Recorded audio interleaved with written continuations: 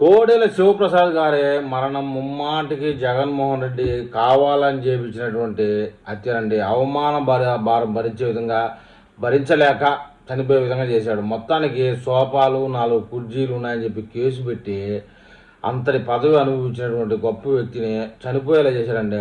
ఇప్పుడు మరి మన మహానుభావుడు మాజీ అయినటువంటి చూస్తున్నారు కదా తమ్మినేని సీతారాం గారు కోట్లాది రూపాయల భూమిని కబ్జా చేసి ఇప్పటికి 2 ఏళ్ళు అయిపోయింది. మరి ఈయన ఆ విధంగా చేయాలంటే కూటమి ప్రభుత్వం వల్ల కావడం లే. ఎందుకంటే అవమానం లేక తొక్కాలి, అవమానం పడే వాళ్ళకి అవమానం లేని వాళ్ళకి ఏంది ఇది కాదు మళ్ళీ ఇంకోటి చేస్తాడు. ఇందువల్ల ఈయనకు అవమానం లే బొచ్చులే. ఆయన పైన మహానుభావుడు ఏంటంటే కోడెల శివప్రసాద్ ఒక మాటకి పడక నలుగురి దగ్గర సోషల్ మీడియాలో ఇది ఒక విపరీతమైనటువంటి గలీజ్ మాటలు మాట్లాడేటప్పటికి తట్టుకోలేక చనిపోయాడు. తమ్మినేని సీతారాంకి అలాంటివన్నీ ఏమీ ఉండవు.